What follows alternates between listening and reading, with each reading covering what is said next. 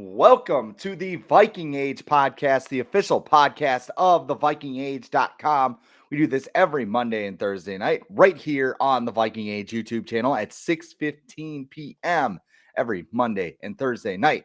My name is Chris Schad. I am your host, and I am joined by my co-host, the managing editor of the vikingage.com, Adam Patrick. And Adam, we'll just start here. And by the way, if you're tuning in to see if you won the Justin Jefferson jersey, we'll get to that in just a second. I promise. But first, I got to ask you, Adam, it's a big week, or at least as big as we can get in May. So you have, obviously, somebody's going to get a Justin Jefferson jersey. That's awesome. You also have the NFL schedule being released right after we're on the air on Thursday night. Rookie camp begins this weekend. And then these are just like small things, but the NFL is so good at this, making it all seem like it's a big deal. Like they're slowly releasing the schedule and everything. And you think about baseball where it's just like, yeah, there's a game on, I guess. Get two more $14 beers and let's do this here. So are you jacked for this week, or are you just kind of like, all right, let's get this over with? I'd be lying if I was to say that I was thrilled about the NFL stretching the schedule release now out to multiple days. Like I understand like the primetime special or whatever. That's fine. But we don't need to stretch this out. Like just give us the schedule or even like spring I don't know. I'm just like they did we'll talk about it a little bit, but they announced games for Monday night. Just one Monday night game today. And they did the London games last week, and I think there's some more stuff coming tomorrow and Wednesday as well from other networks. But I just like the one day. Like the primetime special is good, but I know the NFL, they want to stretch it out as much, get as many eyes on all their networks and shows as possible, so I understand. But my personal preference, just give me the one prime time. And as far as like rookie minicamp goes, it's just exciting, especially with the Vikings having a new coach, to just get people to see people like actually on the field. And not that they're going to be doing a whole lot, but just to see them with this new regime, see how things are run differently, and get closer to training camp at the end of what I'm expecting it to be at the end of July. I don't think it's been officially announced yet, but typically it's at the end of July. But yeah, it's just exciting, and then we'll get to June and it'll be super slow, and the early part of July will be super slow, and then but training camp will be here before you know it. But I'm excited to see that schedule so we can go game by game, so we can predict the Vikings record in May. Part of it I understand because like with London, you gotta get it out so like people can Oh buy the yeah, yeah, yeah. tickets, plan ahead and all that stuff. But then why wouldn't you just drop the schedule like way earlier? Like it used to be like right before the draft. They would have hmm the schedule out and you could, break everything down, see how it goes and everything else. And like they would tell you it was being announced like a couple of minutes before it actually happened. It was before So the draft, that wasn't it? Yeah, I forgot about that. yeah.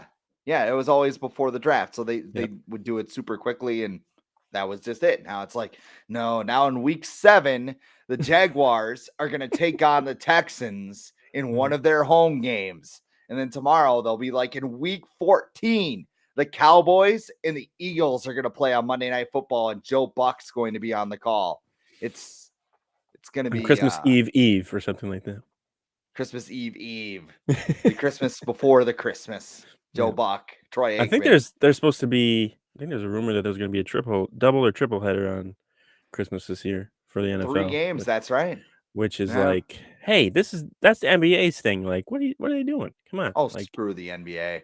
Actually, I was the one on this podcast wearing Timberwolves stuff for like 2 weeks yeah, straight, so I shouldn't say yeah. anything, but yeah, no. And I would rather watch football. Christmas Sorry. is when oh yeah, Christmas is when the NBA begins though. I feel like that's the official start of the season. I feel like no one really It should be. pays attention to it before then. It's like, oh, it started, but It's like baseball before June 1st. But like nobody yeah, really pays attention to baseball anyway. But no. like June 1st is like when okay, is my team in it? And like if you're the Reds, you're just like, "Oh, we're tanking." Yeah, like the That the sucks. All-Star game for baseball is pretty much when I start to be like, okay, because people will be like, "Oh, my team's in first place in May." It's like it doesn't matter at all.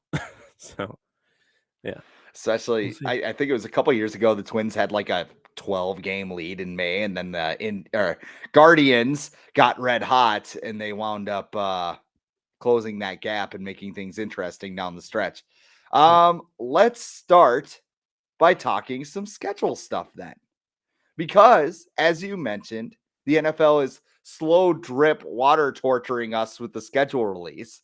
And they gave the Vikings another puzzle piece to their schedule, which will be a Monday night game in week 2 against the Philadelphia Eagles in Philadelphia, mind you. Now, Mhm. it is not the only Monday night game in week 2. The Vikings are actually going to be part of a double header, which is going to overlap. So it's not really a double header. It's like a Yep. normal Sunday or whatever, or like 2 a games at COVID once, pretty Monday night much. football. Yeah. So if you got 2 screens, you're good. If you don't, I don't know. You'll probably watch the Vikings anyway because this is a Vikings podcast. Yeah. But with the Vikings schedule so far, we know this. The Vikings are going to the Eagles in week 2. The Vikings are going to play the Saints in London in week 4. We know they will not have a bye in week 5 because byes don't start until week 6. So this just doesn't sound like an ideal start to the season, does it? I mean, I would argue that having traveling to the play the Eagles this early in the season is I mean, that's what you would probably want if you were the Vikings, because 1, your roster is likely gonna be healthier, so and the Eagles are expected to probably be better. They got A.J. Brown, they got, a bunch of young draft picks, on their defense now, and, if you wanna have a chance of beating them on the road, your best chance is probably early in the season when the weather is still pretty decent and you have most of your roster. So, I don't yeah, it's tough because it's prime time, and we're gonna hear all about, Kirk Cousins in prime time on the road and stuff like that against winning teams, but, I'd prefer if, I'd prefer it to be this way, that it's early in the season so that they're healthier and the weather is better because Philadelphia can be a tough place to play. I mean, 2017 NFC Championship, people are very familiar with that. And then, with the London thing, that eliminates having to go to New Orleans, which is another, hostile environment when the fans are in there. So I think this makes, two very difficult road trips not as difficult for the Vikings, especially the London game, because that just completely eliminates playing in front of the Saints home crowd. But with the Eagles too, I think it's better to play because I feel like the Eagles are one of their tougher road games. It's better to be, as healthy as possible and in a situation where the weather will not be a factor. So, um, I don't have that big of a problem with it. I would prefer this actually. I feel like this means that the Vikings are going to get 2 home games here right at the beginning of the season. I I was think gonna they'll say play they at might home in open, week yeah. 1.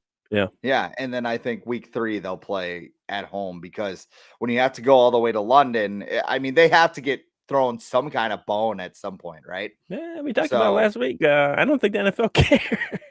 they do not. They definitely do not.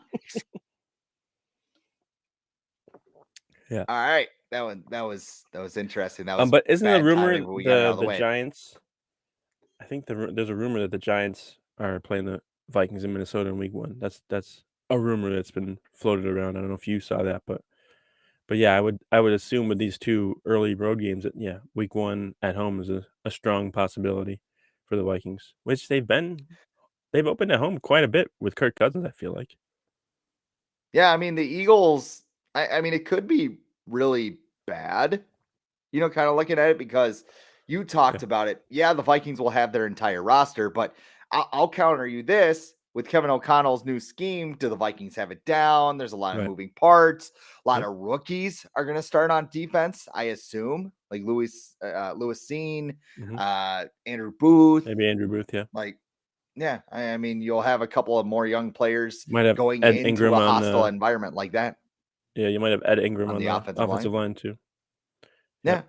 And you look at Philly, they're one of the biggest winners of the offseason. I mean, they fleeced New Orleans for a first round pick and a better draft next year. They trade up for Jordan Davis, who probably will be the eater of all worlds when they Yeah. go up against the Vikings. They traded their other first rounder for the phenomenal AJ Brown. Yep. And even if they have Jalen Hurts, they're in a position to trade for a disgruntled QB or draft their own in next year's draft because they'll have the Saints pick. And I don't think the Saints will be very good. So, No. I mean, here's what I think. And this has nothing to do with the game. I look at the Eagles and I go, that's what I wanted the Vikings to do. I Yeah. wanted them to set up so they could do an upgrade at quarterback, and they didn't do it. This is a very vanilla flavored team. And I think that's why a lot of people are disappointed about where this offseason is headed. What do you think? Yeah, a lot of people, I think we always talk about looking ahead to 2023 as the year to get a quarterback, but the Vikings could be planning for 2024. Because we just talked Mhm. about the Eagles and how they've kind of been doing the competitive rebuild thing because they just got a new head coach last year and they made the playoffs, but I don't think they were trying like that wasn't their main goal to make the playoffs. I think they were trying to figure out their roster and get rid of some long time expensive veterans, but I would argue that the Vikings might be planning for 2024 because there's a very good chance that Kirk Cousins is still the quarterback in 2023 and who's the quarterbacks that you get in the draft these days are pretty much good to go. Depending on how high you get them in the draft. I don't know what quarterbacks are going to be available in 2024. Is when does Arch Manning go to go to school? Like he's still visiting schools, I think. So that might be like 2025, 26 for him. If he's even worth it by then, I would think so because he's just being touted as like this huge prospect because he's a Manning. Um, but yeah, I think the way that the Vikings have talked about being, competitive, and they want to remain super competitive and all this stuff. You would think they would try and make some of the moves that the Eagles have made this year by acquiring AJ Brown and getting some, you know, elite talent in the first round of the draft. But the Vikings, I think, are more concerned about the next few years than they are really about this year. As much as they say that they are concerned about this year, I think there was a bunch of things that they probably wanted to do, but certain people and certain contracts prevented them from doing those things. So, you know, it is what it is. But yeah, I like and who's to say that AJ Brown and Jalen Hurts will, connect out on the field because I think everybody thought that about Odell Beckham and Baker Mayfield, and that flopped like right in their What face. about So Julio Jones and AJ Brown? That's another one. I think a lot of people Julio. thought Oh, on the they were going to Titans. get going. Yeah. Yep. Yeah. Yep. Yep. Yep. Yep. Yeah. See, Julio it's not Jones, the Titan. yeah, it's not a guarantee. It's not a guarantee.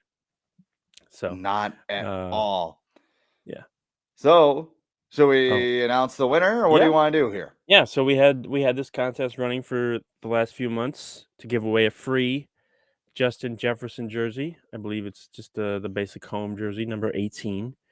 And we had over 500 entrants. So thank you for entering and subscribing to this channel or following us along. If you have done so, we appreciate it.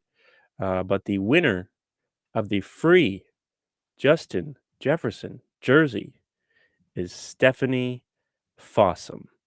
Stephanie Fossum is the winner of the free Justin Jefferson jersey, and we'll send that out to you as soon as possible. So thank you for those who participated. I'm sure we'll have another giveaway in the future, so keep an eye on that.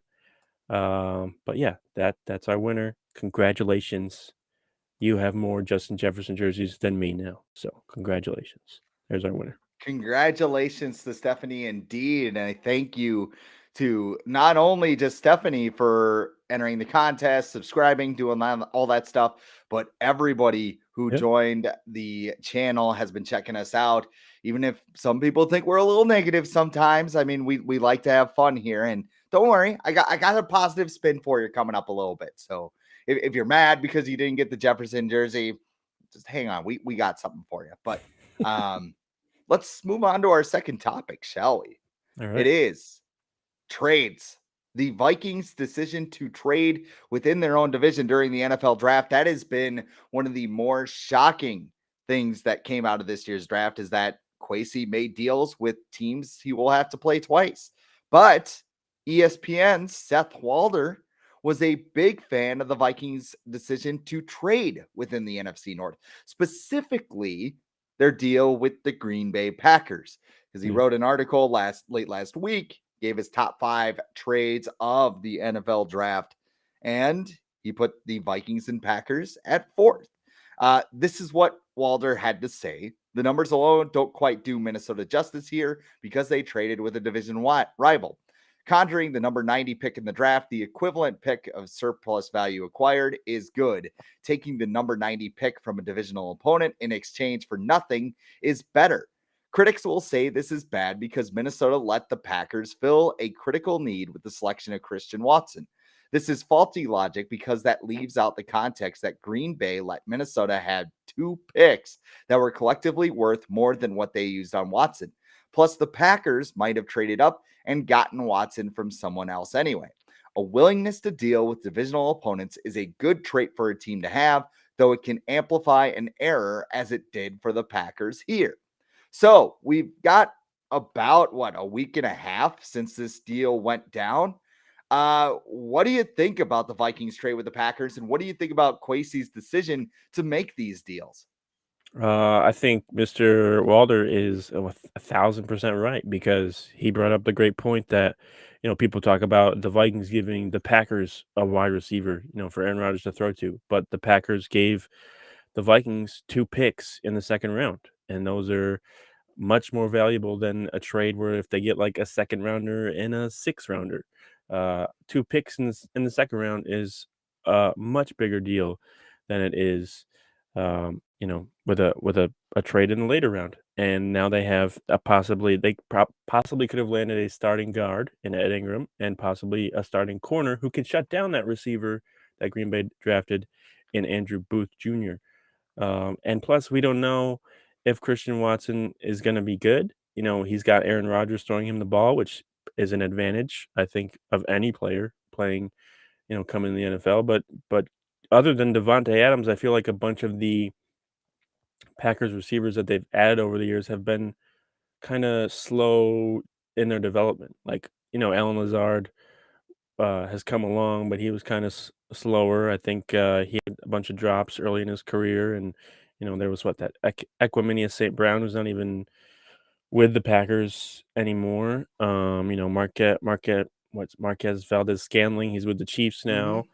now. So they've added a bunch of receivers, but other than Devontae Adams during the recent years, how many of those have really panned out? And I don't think there's too high of an amount. So, you know, looking back on it, I think at the time everyone's like, "Oh no, the Packers," and at the same time, Kwesi's like, "This deal is too good to pass up. This gives us 2 second-round picks, and that's going to help us, beat teams like the Packers and beat teams like the Rams and the Bucks." So I have no problem with the trade, and I'm much more happy about it reading stuff like this from ESPN. So I'm happy with it. I'm also a lot happier with the trade after that clip the Packers posted over the weekend of him running a route. And it just looked like it wasn't like sharp. It was just kind of, And, you could say, well, it's rookie mini camp. Mhm. What's he supposed to do? All right, Oh, I'll you go can tell. full You can homer on tell. this. You can Yeah, tell. I'll go full homer on this. John Randall, there used to be a story like he would go every practice rep like he was in the middle of a game. And there was somebody behind him that was not going that Oh, did you speed. see But that? I Have mean you seen that that's video? just how it was. Have you seen that clip Of of John Randall in training camp, yes, where he yes, does the drill? that's the one I'm talking about. Yeah. He does the drill, and Just he's like rips right through it. destroying the tackle dummies or whatever, and then somebody goes after him and is like, "Boop, boop, boop," like so super soft, and it's like, oh, there's a huge difference between a Hall of Fame defensive tackle and just a backup. But yeah, Even like Justin Jefferson training, like looking at him, yep, like doing all yep. his training stuff, it's like I'm afraid like he's gonna tweak an ankle or something while he's doing this because Dalvin he's Cook stopping too. and starting so suddenly. Yeah, Dalvin Cook. Watching Stephon Diggs over the years, like those guys train hard, and you could tell from their workouts. Like, yeah, I think Laquan Treadwell is someone who tried to be like that, who tried to he post all the workout videos, and we're like, oh, we're getting hyped about him. Then you get on the field, and it's like he doesn't do anything that he did in Can run training. the stairs like nobody So else like, though. didn't they have to tell him to like chill out on the working Yeah, out because you're they like did exhausting actually. yourself? Like that Yeah, was it. He would just go hard running the stairs, and they're like, "You want to like put that effort into want to running save your that for the routes field? or Yeah, what?" Yeah, yeah, yeah, possibly. So yeah. I did Good a for little bit of research though. okay. Oh, did you have something else to say? I I'm was just gonna sorry. say good for the you know we're making fun of Treadwell, but he's still got a job. He's with the Jaguars, so This is good for him. true. This is very true. Yeah. I did a little research on this topic though, and I did an article for Zone Coverage Mhm. where we looked at some of the divisional trades that happened on the first 2 days of the draft over the past couple of years. And seven such trades, and this is day one or day two of the draft, uh, have been made since 2015 within a division. Three of those trades happened the past 2 seasons. You have the Vikings deal with the Packers. You have the Vikings deal with the Lions, which was basically Jameson Williams for Lewis Steen and Brian Asamoah.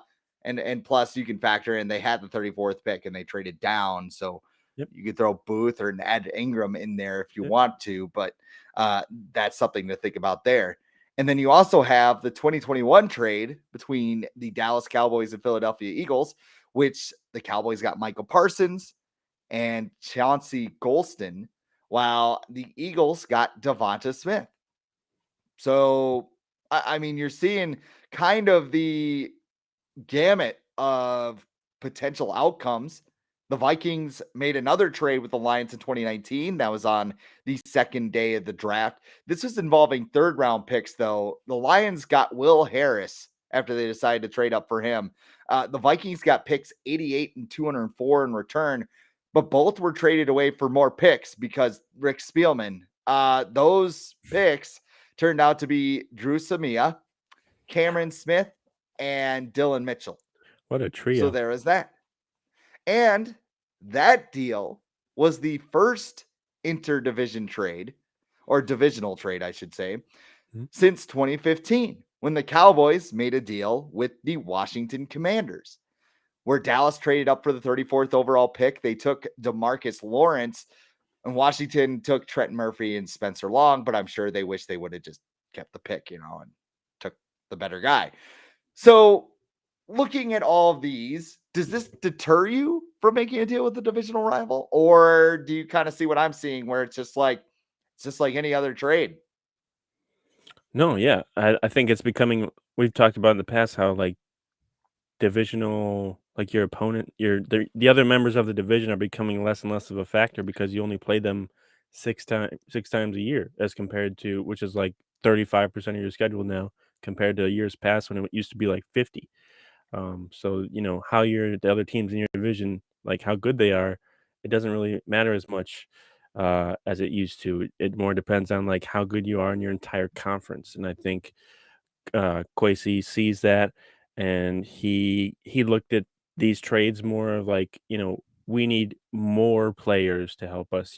We don't necessarily need uh, one top tier player that would just like get us over the edge. We need a bunch because our defense is hurting and we have a bunch of holes still. So we need more than one player. And he did something that Rick Spielman doesn't do, and he made trades to get more picks in the early rounds and then the later rounds because we would see Rick Spielman be like, "Oh, okay, I'm gonna get like 4 6 rounders and 4 7th rounders, and then one of those guys will hit."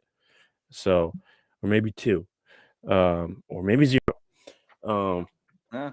but Kwesi kinda took a similar approach with the trades, but he traded more for, guys in the early rounds, and he wasn't afraid to trade with divisional opponents, and that might have been something that prevented Rick Spielman from trading up, like, maybe because the old school thinking is like you can't trade with a divisional opponent. That's against like the rule, the code or whatever of being a general manager. But Quasey's young, he doesn't have any like total influence of like the old school mentality. He comes from the Browns, and his general manager from the Browns worked for the Eagles, and these are all like forward thinking organizations. Uh, Maybe not the Browns anymore. Um, but yeah, he's it's a new approach, and I think it's one that will probably continue throughout the league, especially if this continues to work. Because, like you said, Micah Parsons, that worked out for the Cowboys. Devonta Smith worked out for the Eagles.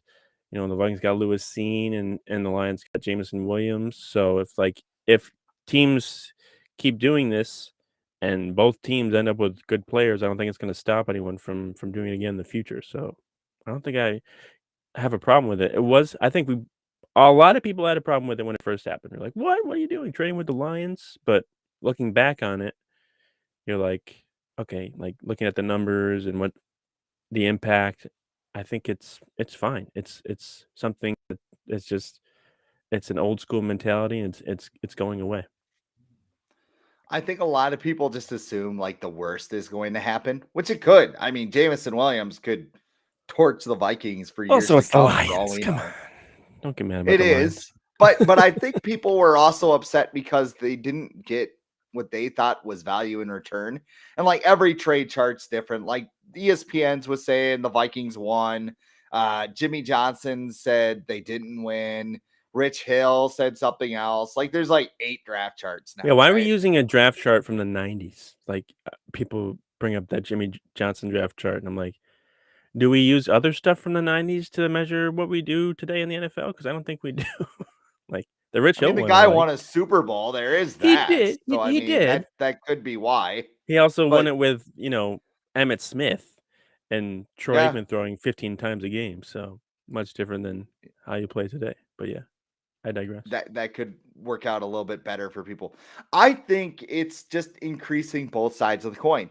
Yeah, you're Yeah. increasing your risk a little bit because if that player's good, you have to try to stop them twice a year for the next decade at least, Yeah. right? But it also increases your reward. So like think about if you hit on this trade. If Quasey winds up with Lewis Seen and Andrew Booth and Ed Ingram all looking like solid players, the Mhm. Vikings get a win because that's what they were trying to accomplish here. They weren't trying to get one elite player and have a whole bunch of, I mean, the Vikings, that's their entire roster. It's studs and duds pretty much. Even if Yeah. Kevin O'Connell wants to be like, everybody's going to get a shot, everybody, because he'll be on the practice field and be like, Garrett Bradbury. oh, oh, Yeah. oh, Oh yeah, Garrett yeah, he got Bradbury moved again. can't block Uh, anybody. Oh, God. Oh, they stuffed it in a dumpster. Gee. Oh. You got JC Tretter's number? Anyone? Yeah. Yeah. Um, yeah. So I mean, if you look at it from that standpoint, if the Vikings accomplish what they want to accomplish, I mean, this might have been the only way to do it because nobody could have made making that offer. And you're not going to do it. Just be like, no, you're the Lions. Screw you. Well, Mhm. they're just going to call the next team and trade down, which is what happened. The Texans traded out of the 13th pick, right? Um, Yep. so when you look at like Watson and Williams, I mean, if they suck and the Vikings get some solid players out of this, they win this draft big. But that's going to take years to find out and see how these how these players turn out for them. Yeah, and the Lion who'd the Lions draft? They drafted Jameson Williams, who's what, coming off of torn Torn ACL. ACL. Yep. And I know players are much better coming off of torn ACLs these days than they were in the past. Look at Dalvin Cook and Adrian Peterson. Um, those two aren't even like real human beings, but then you look at someone like Mike Hughes, who got off to a Yeah. great start in his career. Then he tore his ACL. He hasn't been the same since. So who's to say that Jameson Williams is going to be this superstar that everyone thinks he is after his ACL injury? And what was Jameson Williams before he got to Alabama?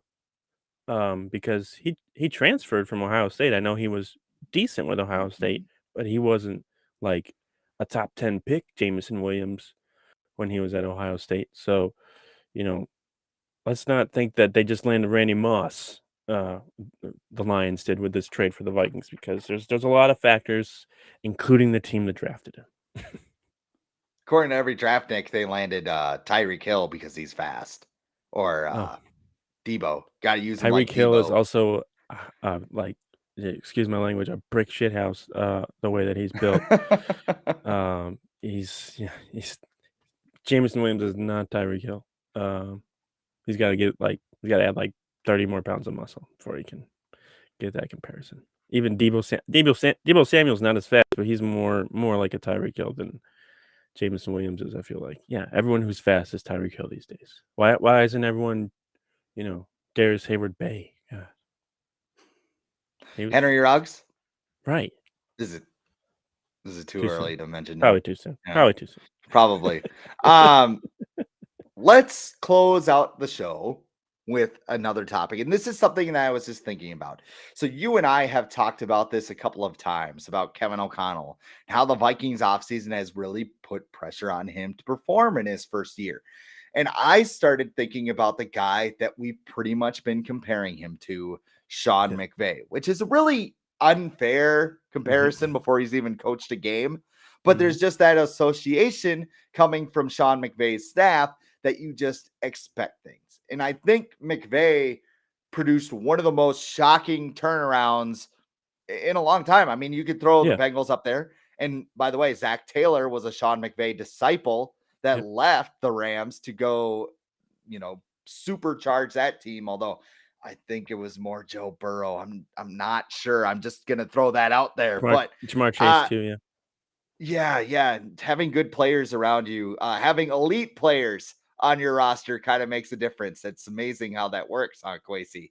But with Kevin O'Connell, a lot of people are going to expect him to do the McVay thing. He's going to expect to turn this team around.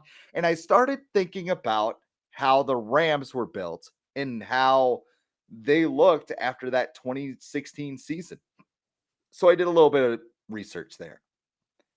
The Rams were 4-12 in 2016. Their quarterbacks were Jared Goff and Case Keenum, who, was by the Sean way, Mannion went to the Vikings the following year. and Sean Mannion, right? You might be Or right. I think so. I just looked at the passing leaders and I'm like, Goff, Keenum, fine. But I think that was Goff's rookie. Mannion's probably I think that was his rookie season. I think 2016 was. It was. Yes. Running back was Todd Gurley.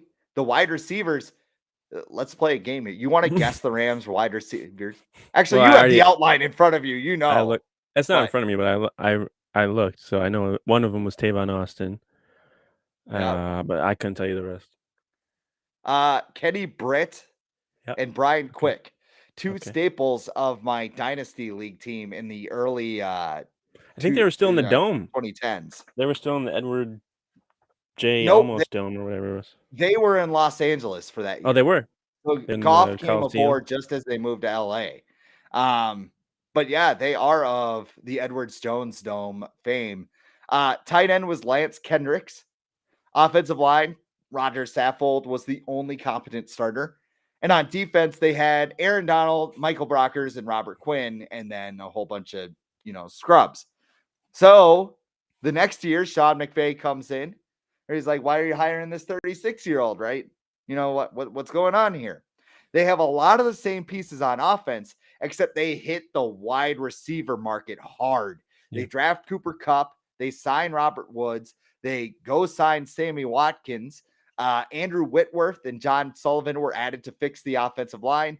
They used a lot of those same players on defense, just made a couple of scheme changes, and they basically addressed the areas where they had the least amount of depth.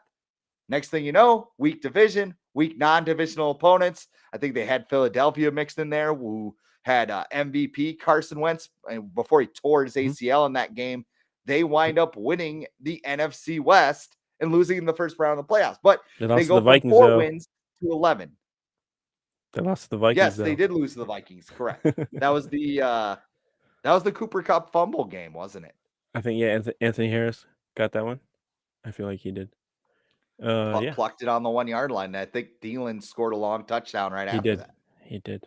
Yeah, I remember that game. That was the one where this is the one where we see if the Vikings are for real, because they had gone on a nice little winning streak, and we're like, okay, here we go, and then they were.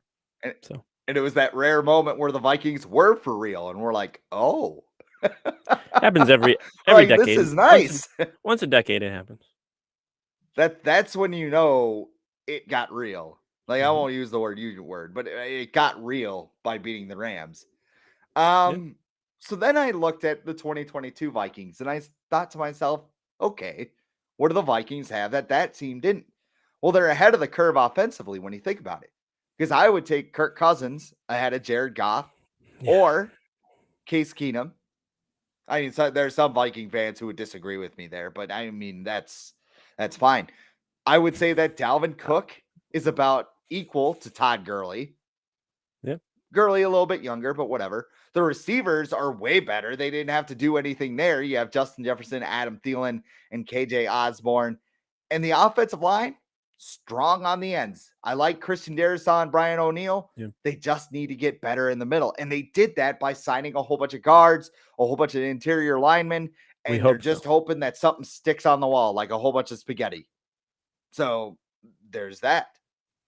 Then you have the defense. And most of the Yeah. guys the Rams used were in their 20s. The Viking starters, they have 5 over 30. Zadarius Smith, Harrison Smith, Eric Kendricks, Jordan Hicks, and Patrick Peterson. They also acquired depth in the draft with Seen, Booth, Asamoah, and Evans, who they traded up for in the 4th round. The Viking schedule is not that bad. You know, the NFC North, you just have Green Bay, who lost Devontae Adams. And by the way, Christian Watson is not Devontae Adams last time I checked. NFC East, you get 2 or 3 wins out of those opponents. You don't go to the Superdome, as we mentioned, because of the London game. You're playing the Eagles early in the year, like you mentioned. And the Yep. AFC East, Bills are the only team that I would say are completely unbeatable. So, do you think the Vikings can become legitimate contenders under Kevin O'Connell next season? Well, this Rams team finished with what, 11 wins? I feel like I think they did. They were 11-5.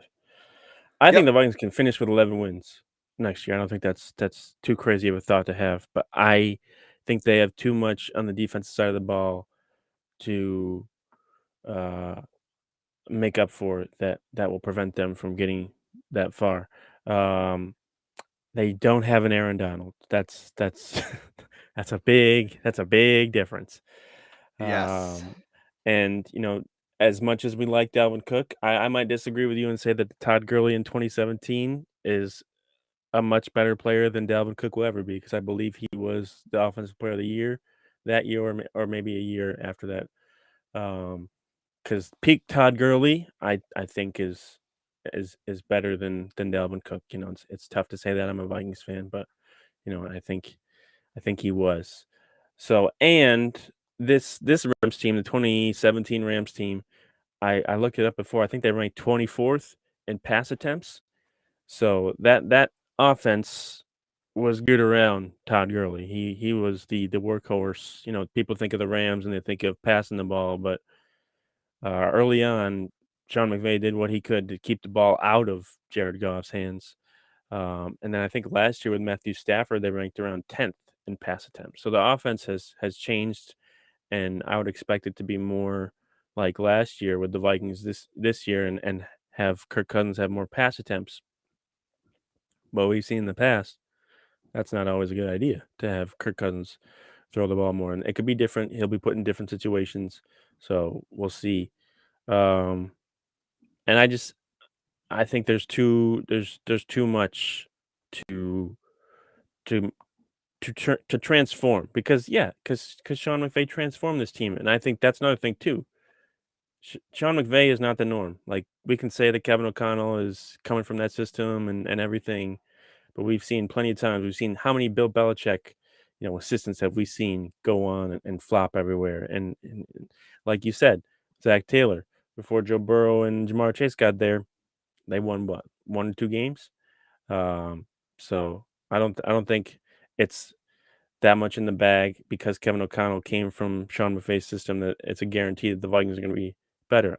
I think they can. I think they are capable of winning 11 games, but I kind of feel like that's their ceiling. I think there's just, and the guys that they have, like Kirk Cousins and Adam Thielen and even Harrison Smith and some other veteran guys like Kendricks, they're kind of set in their ways. So it's kind of hard to change their mind and change how they play at this point in their career. I feel like they're gonna do things that they feel comfortable with, especially in this day and age where guys are just like, I'm getting paid no matter what. So like I'm gonna do what's comfortable to me and keep me on the field regardless of the outcome.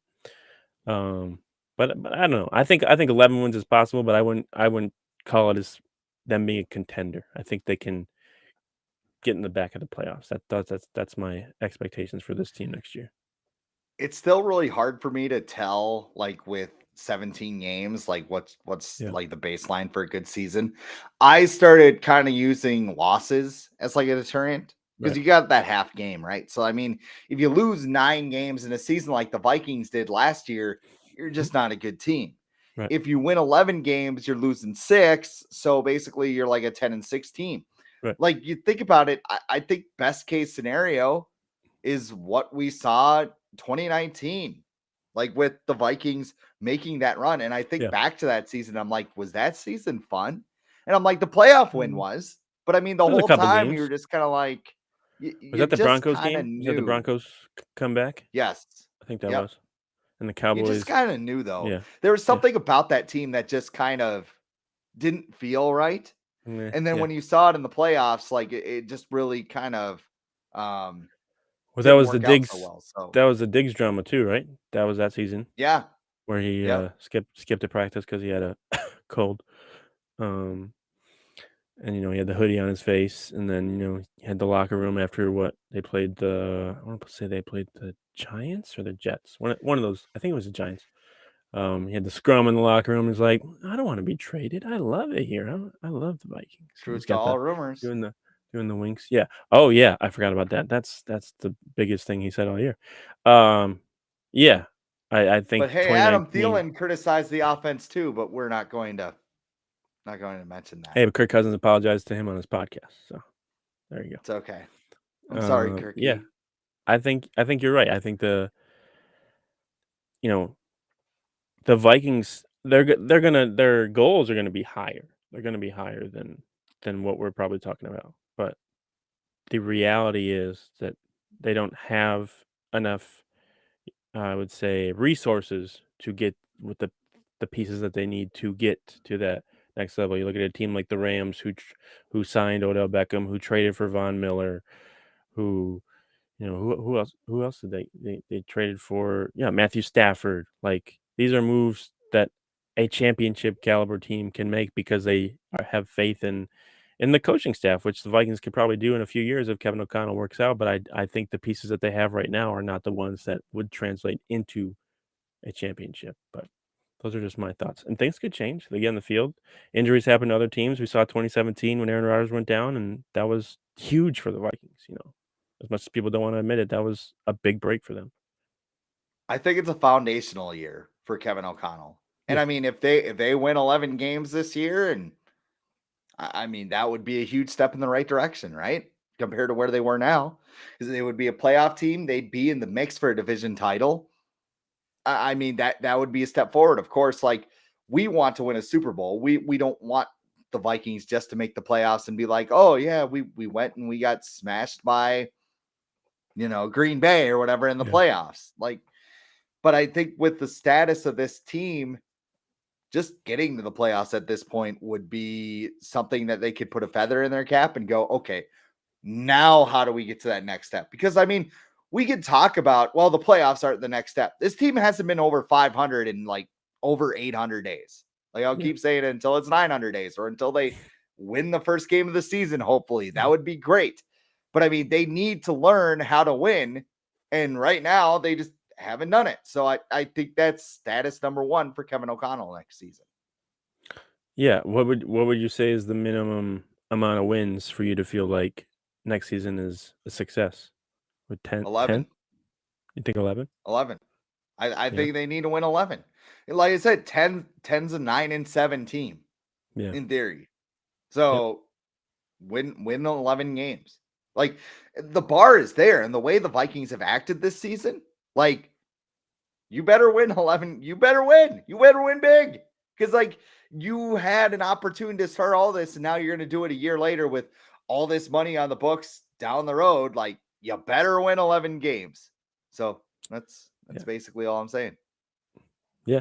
I I think 10 is okay, but I agree with you with 11. Like the way that they're talking, yeah, you should the way that you're talking about being super competitive, 11 wins should be the minimum that you're striving for next year. And I think the Rams last year won 11 games.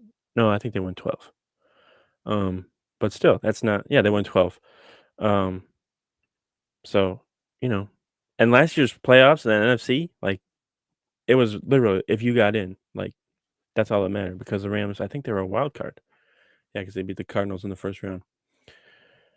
So if you get in, it could turn into something good. So we'll see. I'm curious, but we got a long way to go. Long way to go, Well, and we'll sell that optimism for now because that's all the time we have for the Viking Age podcast tonight. Once again, we're here every Monday and Thursday at 6:15 p.m. Central Time, right here on the Viking Age YouTube channel. Like, subscribe, comment, do all those cool YouTube things so you never miss an episode. For Adam Patrick, I'm Chris Schad, and we will see you all on Thursday night.